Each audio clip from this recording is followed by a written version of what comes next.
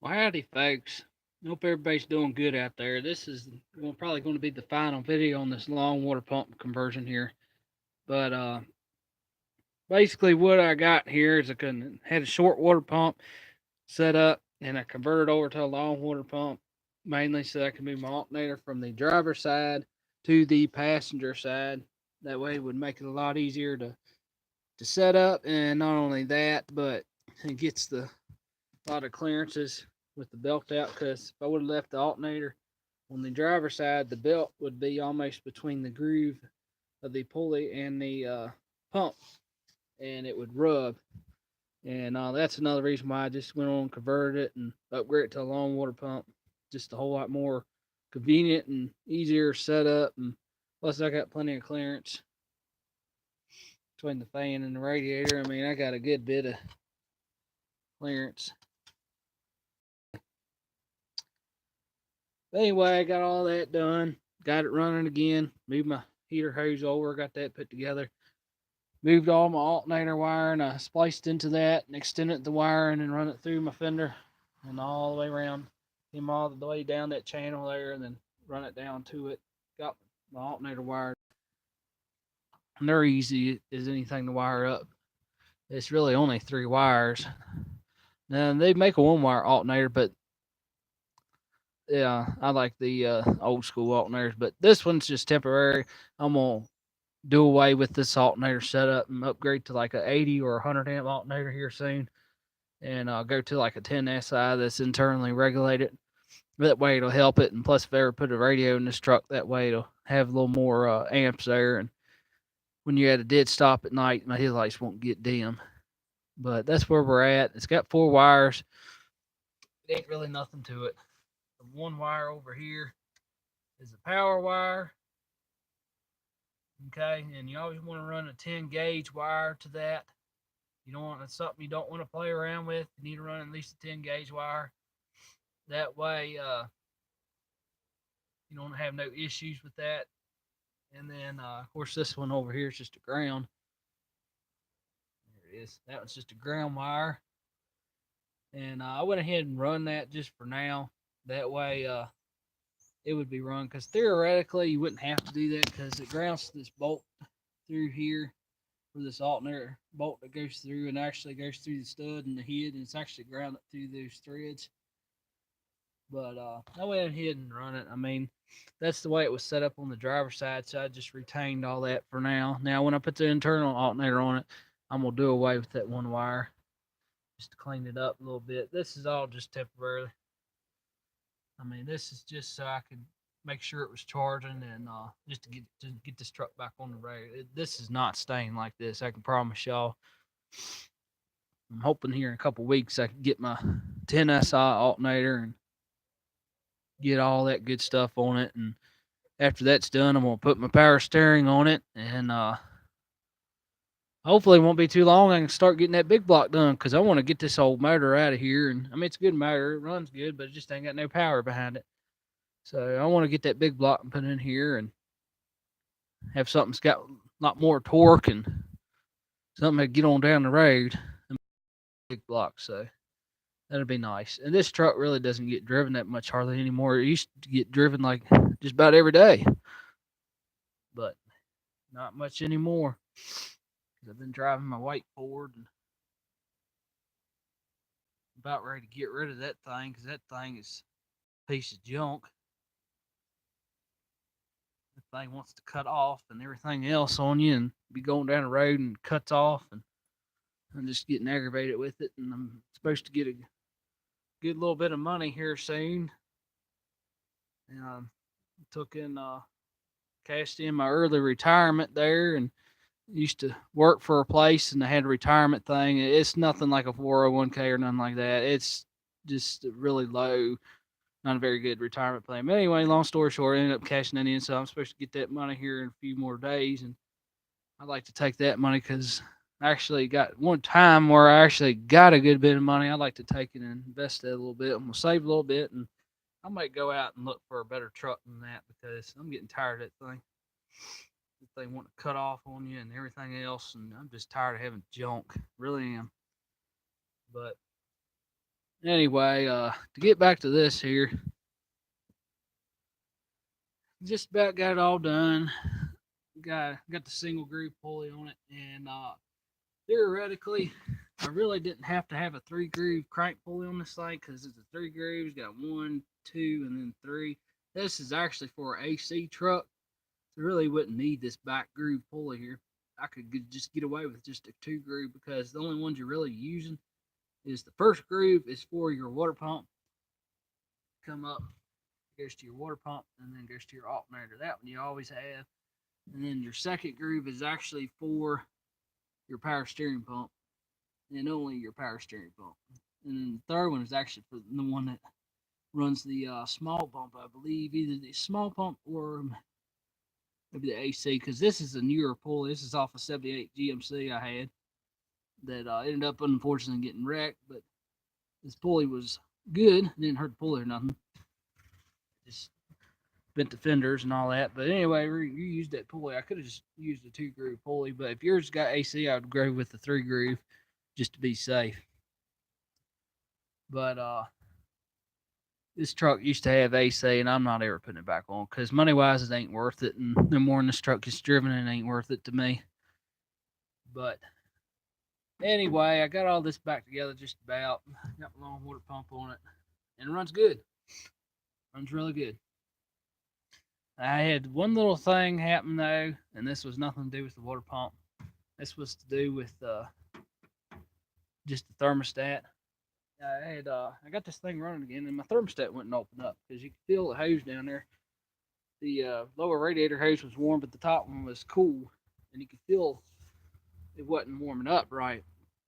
And what it ended up doing is the thermostat got stuck closed, which is the worst thing to happen because it doesn't let no water at all through it. Because the way this thing cools is it cools, the water comes out through this radiator hose and then goes through the water pump and then goes through the block through all the cylinders and then comes back up through this hose here and then flows back into your radiator and then the fan blows it. And then it goes through these cores here as it gets cooled and then comes back down and goes through the water pump and all the way back through the system and so on and so on. That's basically how it works is it cools the block off first, then the heads. But anyway, long story short, the thermostat gets sticking. So I ended up filling it, and I pulled it off and checked it, and it wasn't opening it up. So I ended up swapping that out, and for another good one I had, then because at first it got hot, not real hot, but hotter than normal, and it ain't been running too long, but I couldn't figure it out, and I kept filling it, and it wasn't warm. It was still cool. I mean, you can still touch it, but anyway, I took it off and bolted it real quick because it ain't nothing to them. Stuck an old thermostat I had it that I knew was good, and then it was fine after that because I put antifreeze back in, left the cap off. That way, I get all the air bubbles out of it, where I had this thing apart for a good while. And then put the old one in it, and now it's warming up right, and it's staying within temperature. But other than that, that's the only problem I had. And that thermostat wasn't that old either, so I took that old back to the old AutoZone up there, and of course they give.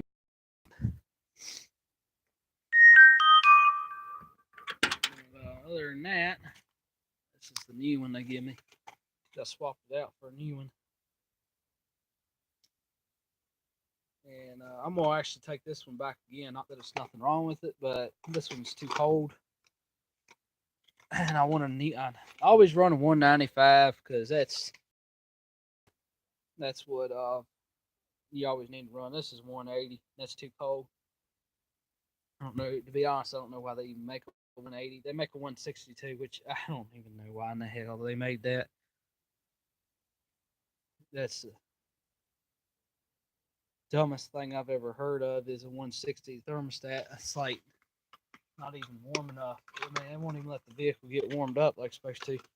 That's a 180. I'm gonna swap it out for 195 because that's what I always run. That's what's in this truck, and that's what's in my Chevelle, and that's what was originally in this truck. But I'm gonna swap it out for 195 because that's what happened to come in the box. I don't know if somebody opened the box and swapped it out or what, but this truck has always had 195, and the one that failed was a 195. And I mean, before that, this truck's always had a 195, and I never had any issues with that. And that's what GM had in them originally, was a 195-degree thermostat, and that's what it's supposed to run anyway. Because that 180 is, it's just way too cold. Anyway, I'm pretty happy with this. Turned out really nice. I'm gonna clean my wiring up a little bit better than that.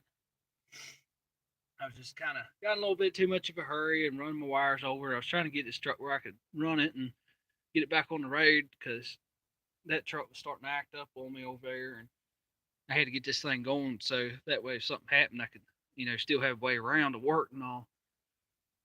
But anyway, I got it all done just about, and turned out good. So hopefully here in a couple more weeks, maybe get a little more warm weather and the weather breaks a little bit. Then I'll take and get a little higher amp alternator and get rid of this wire and clean up a little bit better than that. But I think somebody's mowing. Good Lord. Somebody's mowing in this freezing weather. Hey, buddy, I hate to say it, but the grass is dead. It's December. The grass is dead, buddy. Anyway, sorry to get off topic there. Just amazing me. I mean, it's December and it's like 40 degrees outside and somebody's mowing. I mean, look at the grass, it's dead. It's not going to grow. But anyway, I got all that done. I got it all wired up. I can get rid of this box here soon. And this is really easy to do. I mean, it ain't nothing to it. I mean, don't be afraid. If you got this old externally regulated alternator on Chevrolet and stuff, I mean, don't be afraid. It ain't nothing to it. I mean, all you gotta do, it's the cheapest way you could go. All you gotta really do is, I mean, even if you still got the short water pump set up or a long, I mean, either way, most of the time it's a short water pump though, because I think I want to say 73 or 74. If I had to guess, maybe 73. Now I might be wrong on that. I think it's when they went to the internal alternator. But I know 74, 75 for sure. They had the internal ones, and they went over to this pulley setup. But don't be afraid of that. It ain't nothing to it. It's just 4 wires, and that's it. You got a ground, and the internal alternators, they don't even really have a ground, because theoretically, like I was saying, they just ground through this bolt that goes through, and then it actually grounds through these threads on the head there. So really, you don't have to have that ground wire, but it's always good to have extra. It doesn't hurt to have a ground wire, because that's a lot of trouble you have with these older trucks like that. Is you always want to make sure it's got a good ground system here, because a lot of times if it's got bad connections anywhere, that's what it is. It's bad grounds. But you always want to clean the ends off real good and run a ground to it. But anyway, you got your ground wire here. Ain't nothing to it. And then you always have your power wire regardless. Doesn't matter where it is. We're Ford, Chevy, Dodge. You always got a power wire. And that's this one over here. Now yours might be in a different location, but you got a power wire back here. And like I said, always run a 10 gauge to it. You don't want to play around with that. If it's a higher amp, I would even go as far as going down to like a 6 gauge. That way you don't ever have to worry about it. You got your power, then you got your ground wire. You don't have to have that ground wire, because like I said, it actually grounds through that bolt, through the head there. But this one had it before when the alternator's on the driver's side, so I just retained it and made all these wires a little bit longer. And then you got the 2 wires that actually where it plugs up at. One wire is actually another power wire, and that power wire is actually what goes back to your fuse panel, basically. Well, it actually goes to your voltage regulator there, but that wire ends up basically more or less at the end. It goes to your wire harness and gives that power, which in return gives you power to your headlights and all that good stuff. And then your other wire is just a dummy light wire. So when you turn the key on, the generator light comes on, or something newer, the battery light comes on, and basically telling you it's charging or not. Let you know if it's a error in the system or something. But it ain't really nothing to them. I'm really happy with this, because this is one step forward. Now, got my long water pump set up. Now I can go ahead and and get a little more extra money on. I can get rid of this externally regulated alternator. I like it. It's nothing wrong with it. I mean, I like it because it's original, and I would actually keep the short water pump setup on here. But I'm just this motor's not going to be in here much longer anyway because it's going to get swapped out for a big block soon anyway. And after that's done, then I'm gonna take and seriously probably look into see what it's going to take to make this full drive because I'd love to do that. And I ended up doing that too, too one day because that way it'd be a 402 and it would be a big block and plus maybe even full drive. That'd be nice. But we'll see on the full drive part. But I got all that done, so I'm gonna go ahead and order the exhaust manifold and get this straight. That way, I get one. They've reproduced these, so they still have them at the 45-degree angle. They just don't have this piece cast in, but that don't matter anymore because we're not using that anymore because it's on the passenger side now. And I just want to retain these ram horns just for now because since it's still got the small block, I like these ram horns, and that's what I'm gonna keep on it anyway. And the only reason really I'm gonna swap this out is that way it's no clearance issues with the pump hitting these pieces that are cast into that. You can see it sticks out just a little bit far from the head. But I'm gonna do away with that. That way it'll give it more clearance. That way when I put my pump back in, all that'll be nice. But I'm actually going to be quote unquote restoring the power steering back on this truck because this truck actually originally had power steering, and at the time the only reason why I put a manual box on it, if you look back in the videos, what it boiled down to is money was tight and I had to get this truck on the road because I didn't have no way around whatsoever.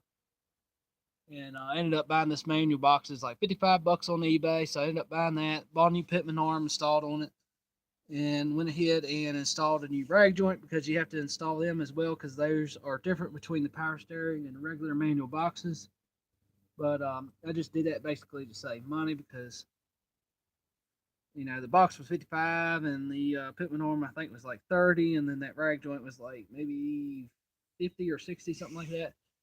But when it boils down to it, it's just way cheaper in the long run just to put manual steering on it just temporarily instead of power steering. Because before, what was wrong with it is the power steering box leaked. Like if this was a power steering box, just imagine if it was a power steering box. Power steering fluid was leaking through the seal on the shaft at the bottom. And not only that, but the pump was leaking too, and the lines were dry rotted, and it just had a bunch of issues. And I basically would have had to replace the whole entire system to do it correctly. But long story short, that's why I converted it. So now we're going to quote unquote restore it and put it back on. That way to make this truck a whole lot nicer to drive. And plus, I'm getting tired of not having it. And now that hopefully things keep going good, I can finally actually make this truck a lot nicer. But so that's what I'm gonna have to do next. That's why the whole reason why I went to long water pump setup this so I can put power steering back on it. Because the main reason is if I would have kept it the belt instead of the alternator where it was originally on the driver's side, when you put the pump knob on it, the belt was basically in between the groove of the pulley and the power steering pump, and then the belt was rubbing it, and I just didn't like that, and that's why I swapped all over because it's just a whole lot better setup. And it's really not that expensive to do because I've got so much small block stuff and ain't funny. I got all kinds of pulleys and everything. I got like 5 283s and 2 305s if you count this one here. But I got so much stuff that ain't funny, and I'm trying to actually get away from these 305s. I don't like them. They don't have no power behind them. And I mean, they're not a bad motor. They're all right. This one runs good. I mean, fire it up anytime you want. It runs good and all, but it just ain't got no power behind it, and that's why I'm going to a big block. I've had enough small blocks. I've had 350s, 283s, 327s. I've had just about everything you can think of except for like a 400. But I think it's time to go to a big block. I want something that's got more power. And next time I go to the parts place, I'm going to correct all this too. Get rid of all that because it's kinked a little bit. And can see where it's kinking a little bit. I'm gonna correct that too, and I'm just gonna take a hacksaw probably and pull all this off here and just cut it down here and just get a hose and run it from here up to it. That way it gets all that mess out of the way, and then cut this one a little bit short because that's like way too long. And I'm gonna get rid of that. That's for the power brakes. I'm gonna get rid of that and fix that up a little bit better because that looks kind of bad, and straighten that up a little bit. That way it's not kinked because that'll actually cause a vacuum leak. That's a brand new filter I put on it, but I'm gonna straighten that up too, along with that wiring for the alternator, because that's just temporary. And I had to do something to get this thing back on the road because my white truck was acting up like I said, and I gotta have a way to get around. But anyway, in the previous video here, I was talking about this wheel hub here, and what happened is the original, and I known it for a long time, and anyway, long story short, the race on the outside bearing that goes on the outside here, and basically spun and ruined the bore of the hub, and that's why I haven't been driving it too much lately. So I had to basically get on eBay and find a good used hub for this truck, which is really, really hard to do because it's nobody really locally that has a lot of parts for this truck. But I found one on eBay, and there's a gentleman on there that had one, and he had this same exact hub right here. They had new races already installed, and then come with new bearings and everything. All I had to do was put the seal in it, and it was good to go. So I ended up putting a whole new hub on the side, and it didn't ruin the spindle or nothing, thank goodness.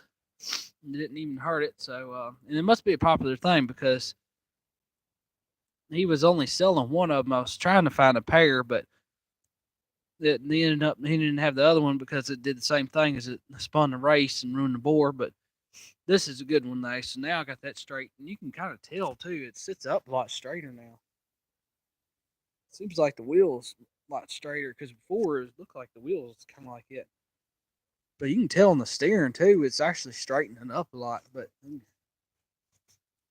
so that's another project I've been doing. So I've been doing the long water pump and converting that over to a long water pump, plus trying to straighten this hub out and get all that straight. But you can tell though, man, it's nice and straight and parallel now.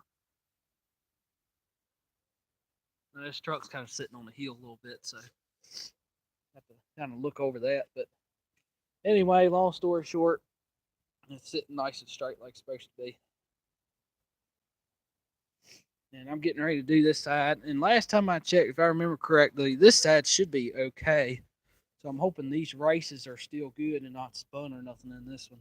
This is the original hub for this side. And I really, really hope they're not spun because if they are, these hubs are almost impossible to find and they don't reproduce them anywhere. So, and I don't know if the 63 or 64 to like 66 C10s are the same spindles and bearings. I would think they would be because they're still 6-lug, but I don't really know for sure. But I don't know if they'll interchange or not. Somebody knows if like a 66 C10 will interchange with the 67 to 72 C10s, let me know. Feel free to drop a comment below. I'd like to figure that out. But anyway, I got to do this side yet and get new oil bearings put on this side, and then that way it'll take care of that issue. And then hopefully once I get my power steering on, this thing will drive a whole lot better. Because right now you can still tell in the steering it wants to go that way. It wants to go pull towards the right, but that's mainly because I ain't did this side, and this truck's so out of alignment it ain't funny right now. I mean it's so bad that I almost don't want to drive it. But it's not bad enough you can't drive it. But I mean, you can tell where the tire's starting to eat up on the outside. But a lot of that's because of these wheel bearings. These wheel bearings are shot. I mean, you could take. I took the old ones and put on the race there inside the hub, and it wouldn't even. That's how worn out they were. So hopefully now we'll tackle this. Sorry about that, folks. Hang on just a second. Sorry about that, folks. There got people calling me there. But anyway, to get back to that, I'm gonna get ready and replace this. That way, I'll have new wheel bearings all the way around on the front, and get the power I'll put back on it. And after that, I'm gonna put new tires on it and take these old junk ones off. And now, when I got this truck 2 years ago, I put these tires were new. I replaced these brand new. But these tires suck. I'm not buying any more of these tires. These tires are just pure junk. I mean, it ain't the truck either. I've had them on different trucks, and all of them they wear funny like that. They cut like that. But I'm not ever buying these tires again. These Goodyear Wranglers, these old Walmart tires, don't ever buy them. These things are junk and they suck. They really do. They don't last. They wear funny. And they dry rot. I mean, look, they're not. They're only 2 years old, barely 2 years old, and look at them. They're already dry rotting. Just cracking up on the outside and everything. And that's just ridiculous. No wonder they're like almost $80 to $90 a piece because they're pure junk. And I think they're only like a 2-ply tire. I mean, they could be 4. Let's see. Let's try to look on here. Yep, they're 2-ply. Yep, that's why. Yep, they're 2-ply. That's why they're such terrible. But anyway, that's just a crappy tire. No wonder they're so bad. But they're 2-ply, and I just purchased these tires for this white F-150 I got here, and these are 6-ply, and you can tell these got some meat on them. These are brand new. I think I'm gonna get these tires and put them on the C10. You get the same style. They're just dirty, but these are brand new. I mean, these still got the spikes on it. See, I just bought these. I ain't never heard of them. Crosswind AT tires. Seem like they got a good bite in them because I told the tire fellas there up there in Waynesboro, I'll take a shout out to Fitzgerald Tire up there. But anyway, I got these tires from up there. They're good people, and I told them I wanted something that's got some bite behind it. I want something that's going to last, be strong, and got some bite. Because this is a 2-wheel drive truck, and that way it's got something that's got a little bite to it and help get around a little bit better during the winter. I'm tired of having junk tires, but they seem all right. So I'll find out hopefully when it snows if they'll grab a lot better. But like I said, I'm never buying them Goodyear Wrangler tires again. Them things are pure shit tires. I mean, they really are. They're just horrible tires that suck. Really, really horrible. But so hopefully we'll get that done. But because these tires are they're shot anyway, especially on the front. I just had used ones put on it just to get by for now.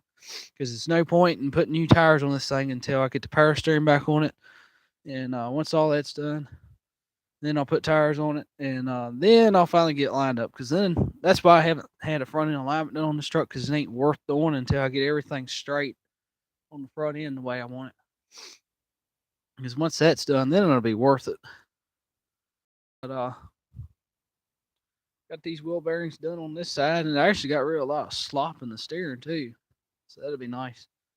But hopefully in a couple more weeks there'll be some upcoming videos here soon, so I can get my power steering back on it. That'll be nice. And get that done and get some good tires on it, and put like 31s and 32s on this truck just to raise it up a little bit, but that's gonna kill the power even worse. Anyway, that's where we're at here. Just wanted to make a little update video here. Hope y'all are enjoying my videos, and don't forget to like, comment, and subscribe. And stay tuned for the next video.